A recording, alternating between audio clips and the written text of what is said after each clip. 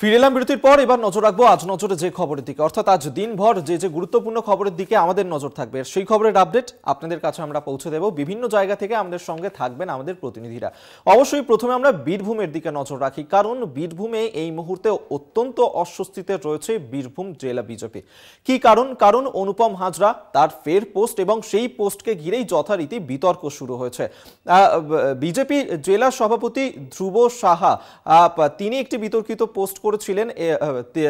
তার নামে যে পোস্টার দেওয়া হয়েছিল তার প্রেক্ষিতেই অনুপম হাজরার পোস্ট। আমরা এই নিয়ে কথা বলবো, আমাদের সঙ্গে রয়েছেন আমাদের প্রতিনিধিরা এই মুহূর্তে। একদিক থেকে মনা বীরবংশী আমাদের সঙ্গে রয়েছেন প্রতিনিধি, প্রিয় গোপাল রয়েছে একদিক থেকে, অন্যদিকে অজয় শাহ আমাদের আরেক প্রতিনিধি রয়েছে। আমি আসবো প্রত্যেকের কাছেই, তবে সরাসরি আমরা একটু মনার কাছে যাই, বীরভূমের দিকে নজর রাখি। মনা, যে ছবি আমরা দেখলাম যে ধ্রুব সাহা বীরভূম বিজেপি জেলা সভাপতি, তাকে নিয়ে যে পোস্টার দেওয়া হয়েছিল তার প্রেক্ষিতেই অনুপম হাজরা তিনি একটি পোস্ট করলেন এবং যার কারণে এই মুহূর্তে বেজায় অস্বস্তিতে রয়েছে, বেজায় বিড়ম্বনায় পড়েছে বীরভূম জেলা বিজেপি। সব মিলিয়ে এই মুহূর্তে কি পরিস্থিতি সেখানে?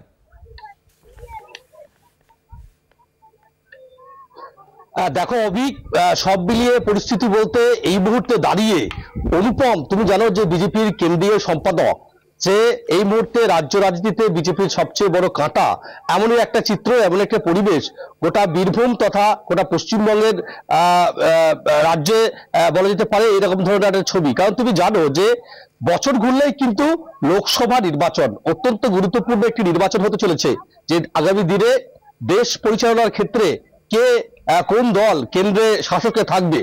তুমি জানো যে ইন্ডিয়া জোট বিরোধী, মানে কেন্দ্র বিরোধী হিসেবে ইন্ডিয়া জোট চরম শক্তিশালী ভাবে তারা কিন্তু নামছে এবং ঝাঁপিয়ে পড়েছে। ঠিক সে জায়গায় দাঁড়িয়ে বিজেপির এই যে বিজেপির চূড়ান্ত একটা অস্বস্তি, বিশেষ করে বীরভূম জেলায় কিরকম অস্বস্তি তুমি জানো যে গতকালকে আমরা দেখেছিলাম যে বীরভূমের সাঁইথিয়া শহর জুড়ে বিজেপির বীরভূম জেলার সাংগঠনিক জেলা সভাপতি ধ্রুব সাহা, তার বিরুদ্ধে কিন্তু আমরা দেখতে পেলাম যে নানান ধরনের কিন্তু পোস্টার সেখানে পড়লো। কি পোস্টারে লেখা রয়েছে?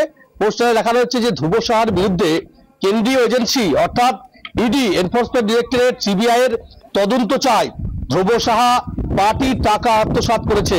শুধু তাই নয়, ধ্রুব সাহার বিরুদ্ধে কিন্তু পোস্টার পড়লো। দেখো এই পোস্টার নিয়েই অনুপম পাল্টাবার ফেসবুক পোস্ট করলেন। অনুপম কি লিখছেন? অনুপম লিখছেন যে বছরের পর বছর প্রতিষ্ঠিত চোরদেরকে বিজেপির যে ক্ষমতায় যে পদে দলগত যে পদে সেটাকে বসিয়ে রেখেছে, তাহলে এভাবে দীর্ঘদিন ধরে যদি চোরগুলোকে বসিয়ে রাখা হয়, তাহলে আগামী দিনে তৃণমূলকে আমরা চোর বলবো কিভাবে? সেই বলার জায়গাটা কি আদৌ আমাদের বিজেপির কর্মী নেতাদের থাকবে? এমনই প্রশ্ন কিন্তু অনুপম তার ফেসবুক পোস্টের মাধ্যমে দিয়ে কিন্তু বার্তা দিয়েছেন। শুধু তাই নয়, তিনি বলছেন যে অনেকেই বলতে পারে আধিক্যতা করে যে অনুপম একজন কেন্দ্রীয় বা জাতীয় সম্পাদক, তিনি তার দলের কাছে না জানিয়ে এভাবে প্রকাশ্য বলছে। এখানে তিনি আরো বিস্ফোরক লিখছেন, সেখানে লিখছেন যে রাজ্য বিজেপিতে কখনো কোনোদিন কোনো বৈঠক ডাকা হয় না, অর্থাৎ রাজ্য বিজেপিতে কোনো বৈঠক ডাকা হয় না, বলার জায়গা নেই। বললেও রাজ্য বিজেপির নেতৃত্বে যারা ক্ষমতায় রয়েছে তারা কিন্তু শোনে না। খুব স্বাভাবিকভাবেই সে এই পথটাই বেছে নিয়েছে, অর্থাৎ প্রকাশ্যে যে বিদ্রোহী, সেই বিদ্রোহী পথটাই কিন্তু অনুপম বেছে নিয়েছে। এবং তুমি জানো যে অনুপম এই মুহূর্তে দাঁড়িয়ে সবচেয়ে অস্বস্তিতে, তাকে নিয়ে কিন্তু দল এই মুহূর্তে অস্বস্তিতে। গতকালকে আমরা দেখেছিলাম কিন্তু বীরভূম বিজেপি তাদেরকে যথেষ্ট পরিমাণে বিদ্ধ হতে হচ্ছে এই অনুপম কাটার জেরে। অবশ্যই সেই ক্ষেত্রে এই মুহূর্তে তুমুল বিতর্কও শুরু হয়েছে, কারণ বিজেপির অন্দরেই যে গোষ্ঠীকন্দল ধরা পড়ছে তা কিন্তু রীতিমতন সুবিধা পাইয়ে দিচ্ছে বিরোধী দলকেও। অবশ্যই এদিকে আমাদের নজর থাকবে, তবে এই মুহূর্তে আমরা আরো একটি গুরুত্বপূর্ণ খবরের দিকে নজর রাখবো।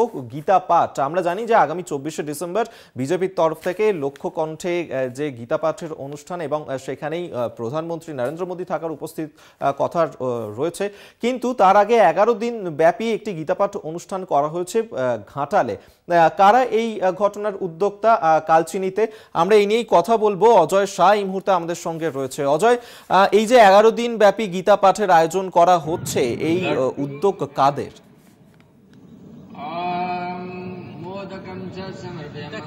বর্তমানে আমরা জেলার কালচিনি ব্লকের নিমতিঝোড়া চা বাগান এলাকা, এখানে কিন্তু এলাকারই কমিটির থেকে 11 দিন ব্যাপী গীতা যজ্ঞ গীতা পাঠ হচ্ছে। এখানকার যে হরিকীর্তন অনুষ্ঠান তাদের উদ্যোগেই কিন্তু এখানকার বাসিন্দারা, গ্রামবাসীরা মিলে কিন্তু এখানে গীতা মহাপুরাণ ও গীতা পাঠ কার্যক্রম আয়োজিত করেছে। সকাল থেকেই পূজা অনুষ্ঠান চলছে আর সন্ধ্যা 6:30 থেকে রাত 10:30 পর্যন্ত এখানে গীতা পাঠ চলে। এখানে উদ্যোক্তারা রয়েছে, তাদের থেকে আমরা জেনে নিব কি উদ্দেশ্যে তারা এই পূজাটা করছেন, কতদিন ব্যাপী তাদের এখানে গীতা পাঠ হচ্ছে। उसके बाद दक्षिणा चढ़ाएंगे। কি প্রোগ্রাম হচ্ছে? এই প্রোগ্রামটা আমরা ভগবতী পুরাণ গীতা পুরাণ করাচ্ছি। এটা হলো আমাদের গ্রামে যত পিতর পূজা ভালো করে হয় না, যারা গরিব করতে পারে না পিণ্ডি দান, ওদের জন্য পুরা গ্রামের জন্য পিণ্ডি দানটা হচ্ছে পিতর পূজা এবং সত্যনারায়ণ পূজা এবং দেবী দুর্গা মাতার পূজা, যাদের অসুরদের সংহারের জন্য দুর্গা মাতার পূজা আমরা করছি, যেন গ্রামে আমাদের সবাই আকাল মৃত্যু অ্যাক্সিডেন্ট এইসবে না মরে বলে আর ভালোভাবে থাকে আমাদের পরিবার। আমরা নিমতি বাগান সব একটাই পরিবার, একটা পরিবার আমাদের সবাই মিলেমিশে থাকতে চাই, সেই জন্য দুর্গা ভগবতী পুরাণ এটা আমরা করাচ্ছি। গীতা পাঠ হচ্ছে, গীতা পাঠও সময় সময় গীতা পাঠও 2-1টা বর্ণনা হচ্ছে, 1 অধ্যায় 2 অধ্যায় গুরুজি আমাদেরকে গীতার মাধ্যমে বুঝিয়ে যাচ্ছে। আজ কতদিন থেকে আপনার এই অনুষ্ঠান আজকে এই আমাদের প্রোগ্রাম 13 ডিসেম্বর থেকে চালু আছে।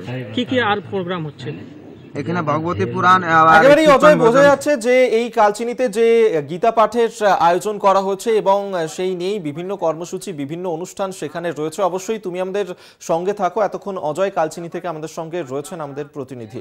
তবে এরপর যে খবরের দিকে আমরা নজর রাখবো, বারুইপুরে সেখানে যে ঘটনা ঘটেছে, সেখানে এক যুবক তাকে খুন করার ঘটনা এবং খেলার মাঠে সেখানেই গাড়ি রাখাকে কেন্দ্র করে বিবাদ তুঙ্গে ওঠে, যার কারণেই খুন। তবে ইতিমধ্যেই ঘটনা তদন্তে নেমেছে পুলিশ, বেশ কয়েকজনকে গ্রেফতারও করা হয়েছে ইতিমধ্যেই। রাজনৈতিক রঙও লেগেছে এই খুনের পিছনে। কি আপডেট রয়েছে এখনো পর্যন্ত? আমাদের সঙ্গে বারুইপুর থেকে প্রিয় গোপাল রয়েছে। প্রিয় গোপাল, দেখো অভিজ্ঞতা, তোমাকে প্রথমেই বলে রাখি যে শনিবার রাত 8টা নাগাদ তৃণমূল কর্মী শহীদুল শেখকে বাড়ি থেকে ডেকে নিয়ে গিয়ে তাকে পিটিয়ে খুন করা হয় এবং পরিবারের অভিযোগ সিপিএম ও বিজেপির দিকে। আর এই ঘটনায় 12 জনকে গ্রেপ্তার করেছে বারুইপুর থানার পুলিশ। তবে মূল অভিযুক্ত সাদ্দাম শেখ ও আইজুল শেখকে এখনও গ্রেপ্তার করতে পারেনি বারুইপুর থানার পুলিশ। এবং সেই এলাকায় গতকাল থেকেই রয়েছে বিশাল পুলিশ পিকেট এবং অভিযুক্ত যে 2 জন আছে তাদের বাড়ির সামনেও রয়েছে পুলিশ পিকেট, যাতে সে কোনোভাবে যাতে বাড়িতে ঢুকলে তাকে গ্রেপ্তার করতে পারে পুলিশ। এখনো পর্যন্ত তার দেহ ময়নাতদন্ত থেকে তার নিজের বাড়িতে আসেনি। তবে এলাকায় শোকের ছাওয়া এবং এলাকায় বসানো হয়েছে বিশাল পুলিশ পিকেট। অভিজ্ঞতা। প্রিয় গোপাল, যেমনটা আমরা দেখেছিলাম যে বারুইপুরে যে যুবককে খুন করা হয়েছে তিনি এলাকায় তৃণমূল কর্মী হিসেবেই পরিচিত। সেই ক্ষেত্রে রাজনীতির রঙও লাগানো হচ্ছে যে বিরোধী দল সিপিএম এর তরফ থেকে তারা এই খুনের ষড়যন্ত্র করেছিল এমন অভিযোগ করা হয়েছে। যারা অভিযুক্ত, যাদেরকে এখনো পর্যন্ত গ্রেফতার করা হয়েছে, তাদের কি কোনো এই ধরনের রাজনীতির রং রয়েছে কোনো দলের? একদমই, যেটা এলাকাবাসী সূত্রে খবর যে এরা আগে সবাই তৃণমূল করত, একসঙ্গেই শহীদুলের সঙ্গে তৃণমূল করত, কিন্তু রাজনৈতিক এরা কিছুদিন আগে রাজনৈতিক দলবদল করে, কেউ যায় সিপিএম, কেউ যায় বিজেপি, এমনটাই এলাকাবাসী সূত্রে খবর। কিন্তু যে 2 জন মূল অভিযুক্ত তারা একজন তৃণমূল, একজন এই কিছুদিন আগেই তৃণমূল থেকে সিপিএম এ এসেছে, এমনটাই এলাকাবাসী সূত্রে জানা যাচ্ছে। সেই কারণেই হয়তো এই খুন। অভিজ্ঞতা। একেবারেই অবশ্যই এদিকে আমাদের নজর থাকবে। আপাতত তুমি আমাদের সঙ্গে থাকো। প্রিয় গোপাল আমাদের সঙ্গে রয়েছে, অন্যদিক থেকে অজয় রয়েছে আমাদের সঙ্গে এবং মনা রয়েছে আমাদের সঙ্গে। প্রত্যেকেই আমাদের সঙ্গে থাকো। অবশ্যই এই সমস্ত গুরুত্বপূর্ণ খবরের দিকে তো আমাদের নজর থাকবেই। তবে এখন সময় হচ্ছে একটা ছোট্ট বিরতি নিয়ে, আর বিরতির পর ফিরছি, সঙ্গে থাকুন। আজ নজরে যে খবর নিয়ে ফিরে এলাম বিরতির পর, এই মুহূর্তে মুর্শিদাবাদের দিকে নজর রাখা যাক, কারণ সেখানেই গতকাল সেট পরীক্ষা ছিল এবং সেই সেট পরীক্ষাতে 2 ছাত্র তারা এই পরীক্ষার সময় টুকলি করছিল, এমনটাই কিন্তু অভিযোগ করেছেন মুর্শিদাবাদের নুরুল হাসান কলেজেরই এক অধ্যাপক। ভিডিও ভাইরাল হয়েছে, তিনি ফেসবুকে এসে এই অভিযোগ করেছেন। কলেজ কর্তৃপক্ষের কি দাবি আমরা জানবো। এই মুহূর্তে সরাসরি মুর্শিদাবাদ থেকে আমাদের সঙ্গে রয়েছেন আমাদের প্রতিনিধি কল্যাণ। পশ্চিমবঙ্গ কলেজ সার্ভিস কমিশন যারা এই পরীক্ষার দায়িত্বে থাকে এবং সেট পরীক্ষাতে সেখানেই অভিযোগ উঠছিল যে এই 2 জন পরীক্ষা সেখানে ক্যান্টিনে গিয়ে যেভাবে টোকাটুকি করে পরীক্ষা দিচ্ছিল। কলেজ কর্তৃপক্ষ তারা কি দাবি করছে, এই অভিযোগ কি স্বীকার করেছেন তারা? দেখো কলেজ কর্তৃপক্ষ এই দাবি স্বীকার করা তো দূরস্থ। কলেজ কর্তৃপক্ষ ফরাক্কা থানায় অভিযোগ দায়ের করেছে। অভিযোগ হচ্ছে যে কিভাবে ওই শিক্ষক অর্থাৎ সৃজয় মণ্ডল নামে যিনি অধ্যাপক, যিনি মোবাইলে তার ফেসবুক লাইভ করেছেন যে দুই পরীক্ষার্থী তারা অবৈধভাবে পরীক্ষা দিচ্ছে, এবং সেই ফেসবুক লাইভের পরিপ্রেক্ষিতে কিভাবে ওই শিক্ষক অর্থাৎ সৃজয় মণ্ডল তিনি মোবাইল নিয়ে প্রবেশ করতে পারলেন পরীক্ষা কেন্দ্রে, এবং তিনি কেন এভাবে ভিডিও তুললেন এবং কেন এভাবে ফেসবুক লাইভ করলেন, যে ক্ষেত্রে কলেজের সৈয়দ নুরুল হাসান কলেজের একটা ভাবমূর্তি নষ্ট হচ্ছে। বিষয়টা নিয়ে তদন্ত করতে বলা হয়েছে ফরাক্কা থানাকে। কিন্তু বিষয় যেটা হচ্ছে যে গতকালকে এই কলেজে যখন সেট পরীক্ষা হয় তখন সেট পরীক্ষার এই দুই পরীক্ষার্থী একটি ঘরে যে পরীক্ষা দিচ্ছিল সেই কিন্তু বিষয়টি জানতো না, যারা এসেছিলেন পর্যবেক্ষক তাদের কাছেও খবর ছিল না।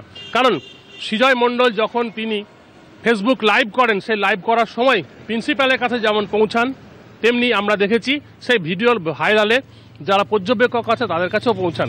পর্যবেক্ষকদের প্রশ্ন করা হলে তারা তখন জানান যে বিষয়টা তারা জানেন না, যার ফলে একাধিক প্রশ্ন উঠছে যে দুই পরীক্ষার্থী পরীক্ষা দিচ্ছিল তারা সত্যিই কি বৈধভাবে পরীক্ষা দিচ্ছিল। যদিও প্রিন্সিপাল এবং কলেজ কর্তৃপক্ষ দাবি যে যারা পরীক্ষা দিচ্ছিল তারা অসুস্থ ছিল, তারা জ্বরে আক্রান্ত ছিল বলেই তাদের আলাদা ঘরে পরীক্ষা দেওয়ার ব্যবস্থা করা হয়েছে। কিন্তু আমরা যেটা জানি, যেটা সাধারণ নিয়ম, সেটা হচ্ছে যদি কেউ অসুস্থ থাকে সেক্ষেত্রে তাদের সিক বেড বা কোনো হাসপাতালে পরীক্ষা দেওয়া হয়। কারণ মাধ্যমিক উচ্চ মাধ্যমিক এরকম বহু পরীক্ষা আমরা দেখেছি, পরীক্ষার্থীরা হাসপাতালে গিয়ে পরীক্ষা দিচ্ছেন, চিকিৎসকরা থাকছেন, পর্যবেক্ষকরা থাকছেন, স্কুলের কোনো শিক্ষক থাকছেন, যার ফলে এই যে প্রক্রিয়া সেই প্রক্রিয়া কি মানা হয়েছে বিষয় প্রশ্ন উঠছে এটাই। এবং যে সৃজয় মণ্ডল ফেসবুক লাইভ করলেন তার কি ইন্টারেস্ট থাকতে পারে, অর্থাৎ যারা পরীক্ষার্থী তারা তার কোনো আত্মীয় যেমন নয় তেমনি তারা তো শত্রুও নয়, যার ফলে তিনি লাইভ যখন করছেন তাকে বাধা দেওয়া হলো কেন? যদি সত্যি করে এই নিয়ম মেনে পরীক্ষার্থীরা পরীক্ষা দেয়, অর্থাৎ তারা অসুস্থ বলে যে সাফাই গাইছে প্রিন্সিপাল বা কলেজ কর্তৃপক্ষ সেটাই যদি তারা পরীক্ষা দিত তাহলে সেক্ষেত্রে তারা উঠে চলে গেল কেন? অর্থাৎ ভাইরাল ভিডিওতে দেখা যাচ্ছে সেই দুজন পরীক্ষার্থী কিন্তু উঠে পালিয়ে যাচ্ছেন, যিনি তাদের সামনে ছিলেন সেই শিক্ষক প্রফেসরও তিনি চলে যাচ্ছেন। তাহলে তখন সেটাই বলা যেত যে এই দুই পরীক্ষার্থী নিয়ম মেনে পরীক্ষা দিচ্ছে, কিন্তু বিষয় প্রশ্ন উঠছে তাদের কাছে মোবাইল পাওয়া গেছে, পাশাপাশি দুজন পরীক্ষা দিচ্ছে, যার ফলে একাধিক প্রশ্ন কিন্তু উঠছে।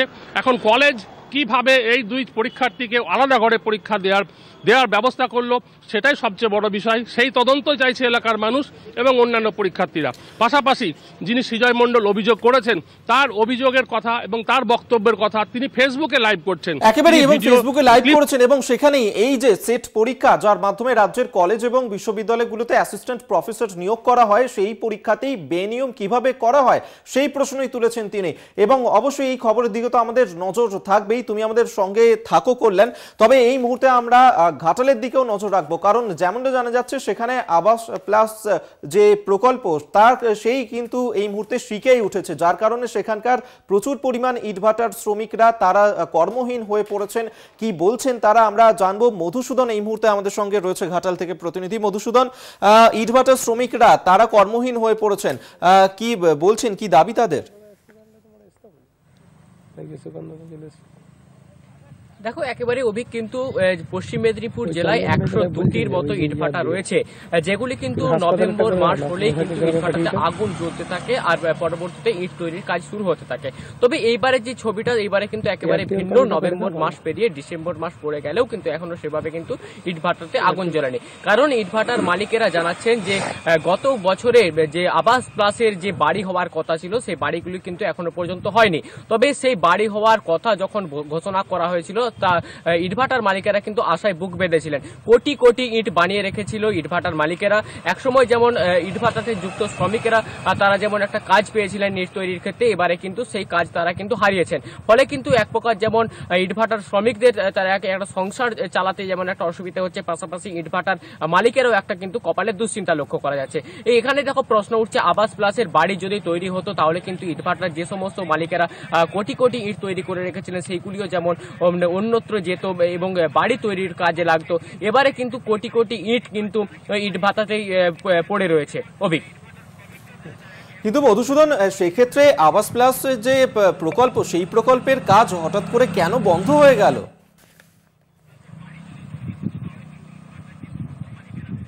দেখো এটা নিয়ে তো একটা প্রশ্ন উঠছে, কেন্দ্রীয় রাজ্যের মধ্যে একটা তরজা শুরু হয়েছে। আমরা দেখিয়েছিলাম যে তৃণমূল বিজেপিকে কটাক্ষ করছে, বিজেপি তৃণমূলকে কটাক্ষ করছে।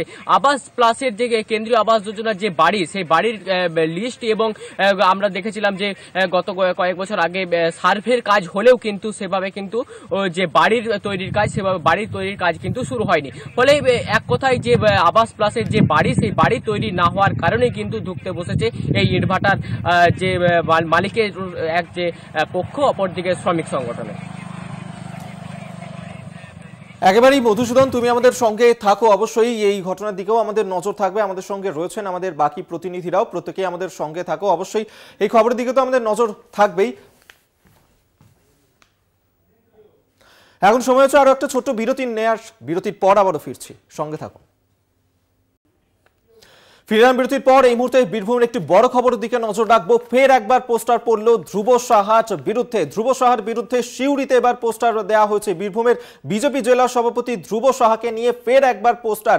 সাঁইথিয়া, বোলপুরের পর এবার সিউড়িতে পোস্টার দেওয়া হলো বীরভূমের বিজেপির জেলা সভাপতি ধ্রুব সাহাকে নিয়ে। আমরা এই নিয়েই কথা বলবো। ঋতভাস চট্টোপাধ্যায় এই মুহূর্তে আমাদের সঙ্গে টেলিফোনে রয়েছেন প্রতিনিধি। ঋতভাস, কি কারণে এই পোস্টার দেওয়া হলো ফের একবার ধ্রুব সাহাকে নিয়ে?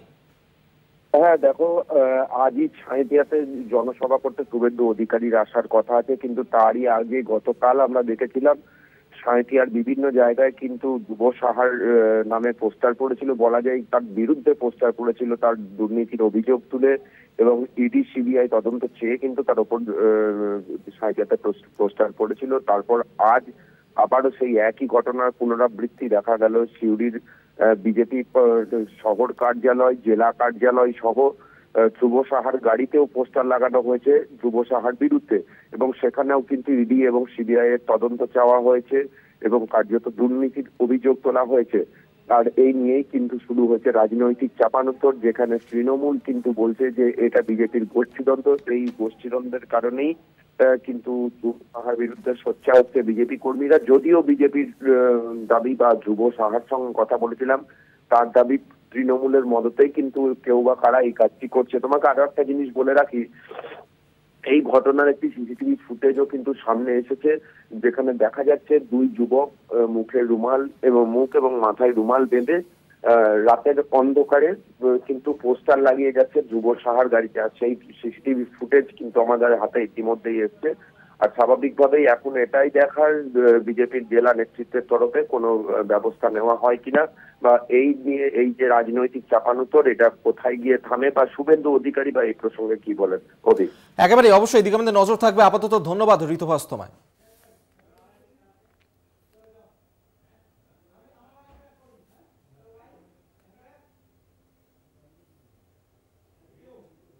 তবে এই মুহূর্তে আমরা নজর রাখবো রাজধানীর দিকে, কারণ এই মুহূর্তে সেখানে রয়েছেন পশ্চিমবঙ্গের মুখ্যমন্ত্রী মমতা বন্দ্যোপাধ্যায়, এবং সেখানে আগামীকাল তার যেমন ইন্ডিয়া জোটের বৈঠক রয়েছে সেখানে উপস্থিত থাকবেন। তার পরের দিন অর্থাৎ 20 তারিখ তিনি প্রধানমন্ত্রী নরেন্দ্র মোদীর সঙ্গে দেখা করবেন। তবে আজকে তৃণমূল সাংসদদের সঙ্গে একটি বৈঠক করবেন মুখ্যমন্ত্রী মমতা বন্দ্যোপাধ্যায়। আমরা এই নিয়েই কথা বলবো। আমাদের সঙ্গে এই মুহূর্তে দিল্লি থেকে আমাদের প্রতিনিধি কাজল রয়েছেন আমাদের সঙ্গে। काजल जी, इस वक्त बंगाल के चीफ मिनिस्टर ममता बनर्जी वो दिल्ली में है। कल उनका इंडिया जोट का बैठक है और उसके परसों दिन पीएम के साथ वो मिलेंगे, लेकिन आज तृणमूल के सांसद को सभी को लेकर वो बैठक करेंगे। क्या चर्चा होने वाला है इस बैठक में? जी बिल्कुल, देखिए आज यानी कि कल ममता बनर्जी दिल्ली पहुंच गई है और आज वो कहीं ना कहीं 3 मुल्क के जितने भी सांसद हैं उनके साथ बंगा भवन में बैठक करेंगे करीब 2:30 बजे के करीब। और ऐसे में इस बात पर चर्चा हो सकती है, क्योंकि इंडिया गठबंधन यानी कि इंडिया अलायंस की भी चर्चा हो सकती है कि किस तरीके से इंडिया गठबंधन को संभाला जाए, मोर्चे को संभाला जाए, क्योंकि लगातार ममता बनर्जी ये कहती हुई आई है कि उनको इंडिया गठबंधन में तवज्जो नहीं मिल रही है। चाहे इससे पहले की बात करें, जब कांग्रेस के राष्ट्रीय अध्यक्ष मल्लिकार्जुन खड़गे ने यह कहा था कि बैठक करनी है, लेकिन ममता बनर्जी ने यह कहकर टाल दिया था, क्योंकि उनका कहना यह था कि उनको पहले से आमंत्रण नहीं मिला इसके लिए, इसे देखते हुए उन्होंने इनकार कर दिया था। लेकिन एक बार फिर से अब 20 जो है कल बैठक होने वाली है इंडिया अलायंस की, और ममता बनर्जी जो है बंगाल के सीएम यहाँ पर आने के दो मायने हैं। पहला ये कि इंडिया अलायंस की बैठक होनी है कल, और दूसरा अगर बात करें तो बंगाल के मुद्दे को लेकर जो कि फंड रिलीज ना करने पर जो है 20 तारीख को कहीं ना कहीं पीएम से मुलाकात करेंगे वो, और ऐसे मुद्दे पर चर्चा करेंगे कि आखिर बंगाल में जो बेरोजगार जो है मनरेगा जो चल रहा है उसके फंड को रिलीज करे पीएम, क्योंकि इससे पहले भी अगर हम बात करें तो कहीं ना कहीं अभिषेक बनर्जी जो है यहाँ पर आकर और प्रदर्शन करके जा चुके हैं। लेकिन अब देखना यह होगा कि आखिर पीएम मोदी से बातचीत के बाद क्या कुछ हल निकलता है। जी बिल्कुल, और अगले साल लोकसभा चुनाव है और उस चुनाव के पहले आज का ये बैठक कितना अहम होने वाला है? देखिए बिल्कुल, खास तौर पर ये बैठक बहुत अहम होने वाला है क्योंकि 2024 का चुनाव है। ऐसे में सभी पार्टियां जो है अपनी जमीन तलाशने की कोशिश कर रही हैं। अब ऐसे में कहीं ना कहीं पश्चिम बंगाल के सीएम ममता बनर्जी भी पूरी तरह से इस किले को फतेह करना चाहती है 2024 के। ऐसे में उनके लिए चुनौतियां भी हैं क्योंकि लगातार जो इंडिया गठबंधन है, इंडिया अलायंस है, वो लगातार यही कह रहा है कि कुछ भी हो लेकिन 2024 में पीएम मोदी को हराना जरूर है। और ऐसे में कहीं ना कहीं इंडिया गठबंधन के सामने एक चुनौती भी है क्योंकि 3 राज्यों में जो चुनाव हुए उसके परिणाम में माफी चाहूंगी, जो 5 राज्यों में चुनाव हुए उसके परिणाम देखने के बाद कहीं ना कहीं अब इंडिया गठबंधन को झटका तो लगा है, लेकिन फिर भी इंडिया गठबंधन पूरी कोशिश करेगा कि किस तरीके से 2024 को जीता जाए और किस तरीके की रणनीति बना जाए कि जो 2024 में पूरी तरह से सफल रहे। জি বিলকুল, এই বিষয়ে আমরা নজর রাখবো। কাজল জি সঙ্গে রহিয়ে, তবে দর্শকদের আরো একবার জানিয়ে রাখবো যে আজকে দিল্লিতে তো এই বৈঠক রয়েছে, তার পাশাপাশি আরো গুরুত্বপূর্ণ খবরের দিকে নজর রাখবো। সেখানে কিন্তু নরেন্দ্র মোদী তিনি অবশেষে মুখ খুলেছেন সংসদে যে স্মোক হামলা ঘটনা ঘটেছে সংসদে তিনি স্পিকটি নট, স্বরাষ্ট্রমন্ত্রী অমিত শাহ তিনিও স্পিকটি নট, কোনো রকম বিবৃতি দেওয়া হয়নি। তবে রাহুল গান্ধী তিনি মুখ খোলার পর বিরোধীরা এই বিষয়ে চর্চা করার পর প্রধানমন্ত্রীকে আমরা বলতে শুনেছি যে এই স্মোক ক্যান ঘটনাতে রাজনীতি করার কোনো দরকার নেই এবং যে ঘটনা ঘটেছে তা কিন্তু তদন্ত করে দেখা হবে। অবশ্যই এই নিয়েই আমরা কথা বলবো। काजल जी আমাদের সঙ্গে এই মুহূর্তে রয়েছেন। काजल जी, जिस तरीके से संसद में स्मोक कैन अटैक हुआ है उसके बारे में राहुल गांधी विरोधी पक्ष वो सब मुंह खोलने के बाद 4 दिन बीत गया, लेकिन प्रधानमंत्री नरेंद्र मोदी, अमित शाह वो स्पीक नॉट थे, संसद में अभी तक कुछ भी नहीं कहा, लेकिन प्रेस के सामने वो कहा। इतना टाइम क्यों लग गया? जी बिल्कुल, देखिए लगातार विपक्ष इस बात को लेकर संसद में कहीं ना कहीं हंगामा करता हुआ नजर आया और विपक्ष की तरफ से लगातार ये कहा जा रहा था कि प्रधानमंत्री नरेंद्र मोदी को देश से माफी मांगनी चाहिए, गृह मंत्री अमित शाह को देश के सामने माफी मांगनी चाहिए, क्योंकि जिस तरीके की घटना हुई है वो कहीं ना कहीं शर्मसार करने वाली है और इतनी बड़ी चूक आखिर कैसे हो सकती है। लेकिन बात अगर पक्ष की करे, गृह मंत्री अमित शाह की करे, चाहे केंद्रीय मंत्री अनुराग ठाकुर की करे, प्रधानमंत्री नरेंद्र मोदी की बात करें, लगातार जो बीजेपी पक्ष है वो लगातार यही कहता हुआ आ रहा है कि ये बड़ी चूक हुई है और इसे मानने के लिए हर कोई तैयार है। लेकिन अब इसमें ये कोई राजनीतिक मुद्दा नहीं है और ये किसी भी पार्टी का मुद्दा नहीं है, बल्कि ये देश का मुद्दा है और सभी पार्टियों को इसमें सहयोग करना चाहिए। बल्कि लोकसभा जो स्पीकर है उनको बताना चाहिए, उनको ये बताना चाहिए कि आखिर किस तरीके से रणनीतियां बनाई जाए, किस तरीके की सुरक्षा और ज्यादा बढ़ाई जाए जिससे सब कुछ सुरक्षित रह सके। लेकिन इसके बावजूद विपक्ष लगातार इस बात को लेकर हंगामा कर रहा है कि जो है अमित शाह को सामने आने चाहिए और प्रधानमंत्री नरेंद्र मोदी को सामने आकर देश से माफी मांगनी चाहिए, बजाय इसके कि आखिर सुरक्षा को और किस तरीके से चाक चौबंद की जाए। जी लेकिन काजल जी, प्रेस के सामने वो लोग कह सकते हैं, लेकिन संसद में अभी तक कुछ भी नहीं कहा इस बारे में। प्रधानमंत्री नरेंद्र मोदी ने भी और अमित शाह ने भी इस बारे में विपक्षी दल उनका क्या कहना है? क्यों नरेंद्र मोदी की तरफ से, अमित शाह की तरफ से संसद में कुछ नहीं वो कह रहे हैं? जी बिल्कुल, देखिए विपक्ष लगातार यही सवाल पूछ रहा है, संसद में भी ये मामले उठा रहा है और देखिए आज भी सदन शुरू होने वाला है थोड़ी देर में, लेकिन ऐसे में आसार ये भी है कि सदन शुरू होते ही स्थगित हो सकता है, क्योंकि विपक्ष लगातार ये मांग कर रहा है कि अगर जो है गृह मंत्री अमित शाह प्रेस के सामने बात कर सकते हैं तो फिर सदन में क्यों नहीं? लोकसभा राज्यसभा दोनों में ही उन्हें माफी मांगनी चाहिए और उन्हें अपनी बात रखनी चाहिए लोगों के सामने।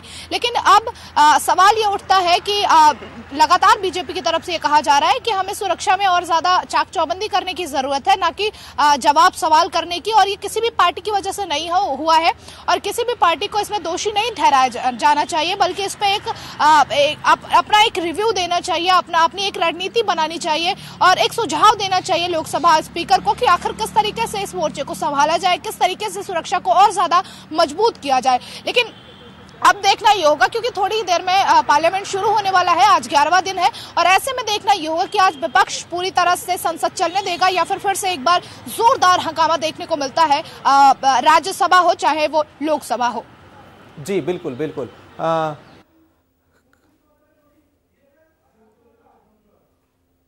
जी बिल्कुल काजल जी हमारे संग रहिए, इस बारे में हमारा नजर रहेगा। তবে এই মুহূর্তে আরো একটি গুরুত্বপূর্ণ খবরের দিকে নজর রাখবো। আজকেও ফের উত্তাল হতে পারে সংসদ এবং অধিবেশন, কারণ সেখানে 20টি মুলতবি প্রস্তাব দেওয়া হয়েছে এবং এই খবরই এখনো পর্যন্ত সামনে উঠে আসছে। যেভাবে সংসদে হামলার ঘটনা ঘটেছিল, স্মোক হামলার ঘটনা, সেই ঘটনার প্রেক্ষিতে আজও উত্তাল হতে পারে সংসদ, যেমনটা মনে করা হচ্ছে। কারণ রাজ্যসভায় 20টি মুলতবি প্রস্তাবের নোটিশ দেওয়া হচ্ছে যেমনটা জানা যাচ্ছে, এবং সেই ঘটনাতেই নোটিশ দিয়েছেন ইন্ডিয়া জোটের সাংসদরা। তারা এই 20টি মুলতবি প্রস্তাবের নোটিশ দিয়েছেন। সংসদের নিরাপত্তা লঙ্ঘন নিয়ে আলোচনার দাবি তাদের।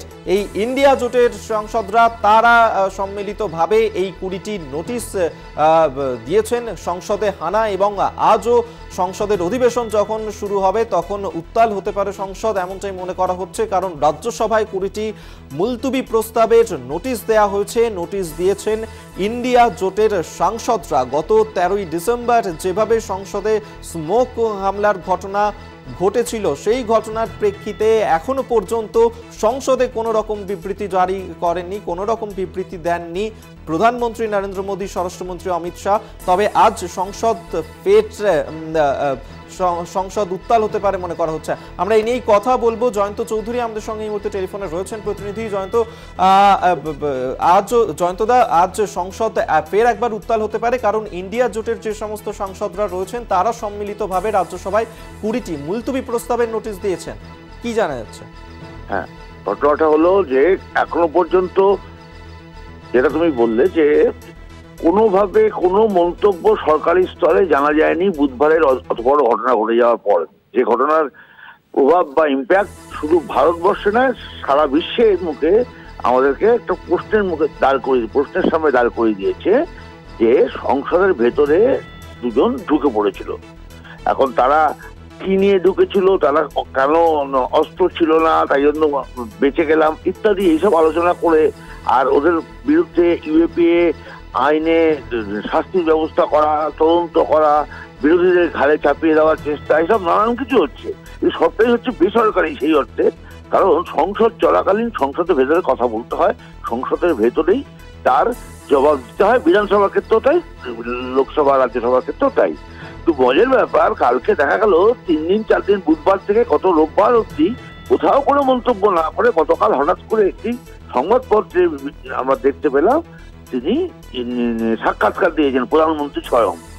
তো আজকে খুব স্বাভাবিক, উচ্চকক্ষেই হোক আর নিম্নকক্ষেই হোক, রাজ্যসভা হোক আর লোকসভাই হোক, সাংসদরা দাবি করবে। অলরেডি গত শুক্রবার দিন তুমি জানো যে এই দাবিটা করেছিল, বিবৃতি দাবি করেছিল বলেই সব মিলিয়ে রাজ্যসভার 1 জন এবং 14 জন হচ্ছে লোকসভার, মোট 15 জনকে সাসপেন্ড করেছিল।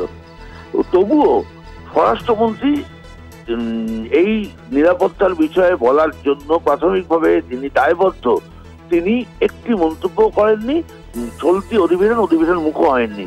আর অধিবেশনে দাঁড়িয়ে বললে যেটা হয়, তার প্রতি প্রশ্ন করা যেতে পারে, তাকে পাল্টা প্রশ্ন করা যেতে পারে, তাকে জবাবদিহি করার ব্যবস্থা করা যেতে পারে, যেটা বিরোধীরা করে থাকে। সেই সুযোগটা না দিয়ে একটি সংবাদপত্রে তিনি কিছু ইন্টারভিউ দিয়েছেন, তার মন গড়া কিছু কথা তিনি বলেছেন। তো সেটাই তো তিনি লোকসভায় বা রাজ্যসভায় এসে বলতে পারতেন। তো স্বাভাবিক এই ঘটনার প্রবাহ হয়ে যাচ্ছে যে বিরোধীদের কিন্তু আরো বেশি এককাট্টা করে দিয়েছে। বিরোধীদের মধ্যে এখন এই এককাট্টা হওয়ার যে জোশটা তৈরি হয়েছে, তুমি জানো আগামী 19 তারিখে ইন্ডিয়া জোটের বৈঠক আছে, তার আগে এই ইস্যুতে বিরোধীরা চেপে ধরার চেষ্টা করবে এবং খুব স্বাভাবিক সংসদ উত্তোলন, এবং এর জন্য বিরোধীদের দায়ী করে লাভ নেই। স্বাভাবিক বিষয়, প্রত্যাশিত বিষয় যে এই নিয়ে কেন্দ্রের সরকার কি বলছে এইটা জানতে চাওয়ার মধ্যে কোথাও কোনো রকম মানে অতিরিক্ত কিছু প্রত্যাশা নেই, যে খুব স্বাভাবিক। তো আজকে তাহলে উত্তর হতেই পারে, হওয়াটা অস্বাভাবিক কিছু নয়। ওরা তো মুলতবি প্রস্তাব জমা দিয়েছেন, মুলতবি প্রস্তাব খুব সম্ভবত গ্রহণ করবে না। একেবারেই অবশ্যই আজ সংসদে ঠিক কি ঘটনা ঘটে অবশ্যই সেদিকে আমাদের নজর থাকবে। আপাতত ধন্যবাদ তোমায়, জয়ন্ত চৌধুরী আমাদের সঙ্গে টেলিফোনে ছিল।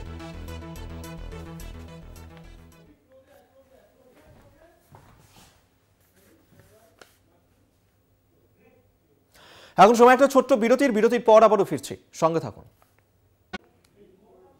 ফিরলাম বিরতির পর, আর এই মুহূর্তে যে খবরের দিকে নজর রাখা যাক অবশ্যই রাজধানীর দিকে, কারণ এই মুহূর্তে সেখানে রয়েছেন মুখ্যমন্ত্রী মমতা বন্দ্যোপাধ্যায়। আগামীকাল সেখানে ইন্ডিয়া জোটের বৈঠক রয়েছে এবং 20 ডিসেম্বর অর্থাৎ বুধবার সেখানে প্রধানমন্ত্রী নরেন্দ্র মোদীর সঙ্গে দেখা করবেন মুখ্যমন্ত্রী মমতা বন্দ্যোপাধ্যায়।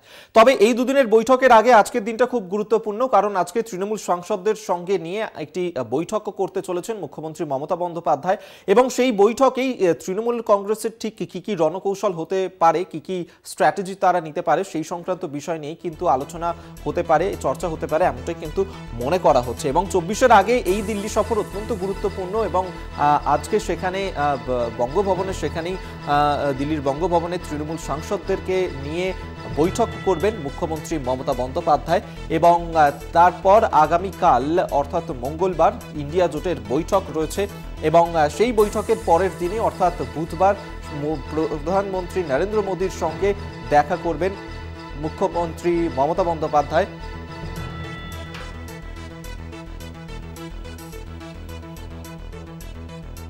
আমরা এই নিয়েই কথা বলবো। আমাদের সঙ্গে এই মুহূর্তে টেলিফোনে রয়েছেন বিশেষ প্রতিনিধি দেবজ্যোতি ঘোষ। দেবজ্যোতি, এই মুহূর্তে দিল্লি সফরে রয়েছেন, বেশ কিছু বৈঠক রয়েছে, আগামীকাল ইন্ডিয়া জোটের বৈঠক, পরের দিন মোদীর সঙ্গে দেখা করবেন মুখ্যমন্ত্রী, তার আগে আজকেও বৈঠক রয়েছে তৃণমূল সাংসদদের সঙ্গে। সব মিলিয়ে এই যে দিল্লি সফর কতটা গুরুত্বপূর্ণ? 4 দিনের দিল্লি সফরে মুখ্যমন্ত্রী মমতা বন্দ্যোপাধ্যায় গতকাল দিল্লি পৌঁছেছেন, সঙ্গে দলের সর্বভারতীয় সাধারণ সম্পাদক অভিষেক বন্দ্যোপাধ্যায় গেছেন। আজ বিকেল 3টের সময় বঙ্গভবনে তৃণমূল কংগ্রেসের রাজ্যসভার এবং লোকসভার সাংসদদের পাশাপাশি বেশ কয়েকজন দিল্লির তৃণমূল নেতৃত্ব, তাদের সঙ্গে মমতা বন্দ্যোপাধ্যায় বৈঠক করবেন। এবং আজকে বলে রাখি, দুপুর 12টার সময় মমতা বন্দ্যোপাধ্যায় দুটি রাজনৈতিক দলের তাদের সঙ্গেও কিন্তু তিনি অভিষেক বন্দ্যোপাধ্যায়ের বাসভবনে বৈঠক করবেন, এবং সেখানে আমরা যেটা জানতে পারছি আপ নেতৃত্ব থাকতে পারে না, আরও এবং সমাজবাদী নেতৃত্বের পক্ষ থেকে কয়েকজন থাকতে পারেন। এবারের মমতা বন্দ্যোপাধ্যায়ের দিল্লি সফরের রাজনৈতিক উদ্দেশ্য কিন্তু অত্যন্ত গুরুত্বপূর্ণ, কারণ আগামীকাল তিনি ইন্ডিয়া জোটের বৈঠকে যোগ দেবেন এবং পরশু বুধবার তিনি প্রধানমন্ত্রীর সঙ্গে দেখা করবেন।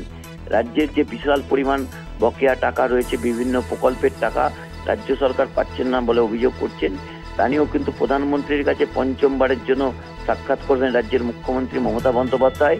কারণ ইতিমধ্যেই গ্রামোন্নয়ন মন্ত্রী গিরিরাজ সিং জানিয়েছেন যে এই আর্থিক সমস্যার সমাধান একমাত্র প্রধানমন্ত্রী করতে পারেন, এবং সেই মতোই কিন্তু মমতা বন্দ্যোপাধ্যায় দেখা করবেন প্রধানমন্ত্রীর সঙ্গে, তার সঙ্গে কয়েকজন সাংসদও উপস্থিত থাকতে পারেন। এছাড়াও মমতা বন্দ্যোপাধ্যায় আরও কয়েকটি রাজনৈতিক দলের সঙ্গে আগামী 2-1 দিনে বৈঠক করবেন, যেমন আজ সকালে 12টার সময় একটা বৈঠক করার কথা রয়েছে, এবং বিকেল 3টের সময় তিনি তার দলীয় সাংসদদের সঙ্গে বৈঠক করবেন, এবং লোকসভা অধিবেশনে তাদের কি কর্মসূচি হবে অর্থাৎ রণকৌশল হবে তাও ঠিক হবে। এবং অত্যন্ত গুরুত্বপূর্ণ ইন্ডিয়া জোটের বৈঠকের পরের দিনই তিনি প্রধানমন্ত্রীর সঙ্গে দেখা করবেন। রাজ্যের বকেয়া পাওনা তিনি ফিরিয়ে আনতে পারবেন কিনা তার জন্য অপেক্ষা করতে হবে আরো 2 দিন। ধন্যবাদ তোমায় দেবজ্যোতি ঘোষ, বিশেষ প্রতিনিধি টেলিফোনে ছিল। আপনাদেরকে আরেকবার জানিয়ে রাখি, আজ দিল্লিতে বৈঠক করবেন তৃণমূল সাংসদদেরকে সঙ্গে নিয়ে মুখ্যমন্ত্রী মমতা বন্দ্যোপাধ্যায় এবং আজকের এই বৈঠকেই ঠিক হয়ে যেতে পারে তৃণমূল কংগ্রেস তাদের স্ট্র্যাটেজি কি হতে চলেছে, তাদের রণকৌশল ঠিক হয়ে যাবে আজকের বৈঠকেই। এবং এই যে 4 দিনের দিল্লি সফর, সেখানে আগামীকাল ইন্ডিয়া জোটের বৈঠকে উপস্থিত হবেন মুখ্যমন্ত্রী। তার পাশাপাশি পরের দিন অর্থাৎ বুধবার প্রধানমন্ত্রী নরেন্দ্র মোদীর সঙ্গে দেখা করবেন মুখ্যমন্ত্রী মমতা বন্দ্যোপাধ্যায় এবং বাংলার যে বকেয়া সেই সমস্ত বিষয় দাবি জানাতে পারেন সেদিন প্রধানমন্ত্রীর কাছে। তবে আজকের এই বৈঠকেই কিন্তু এই যে আগামী দিনের যে কর্মসূচি তার যে রণকৌশল তা কিন্তু আজকেই ঠিক হয়ে যেতে চলেছে, এমনটাই কিন্তু মনে করা হচ্ছে আজকের এই বৈঠকে, যেখানে দুপুর 3টে নাগাদ এই বৈঠক শুরু হবে দিল্লির বঙ্গভবনে।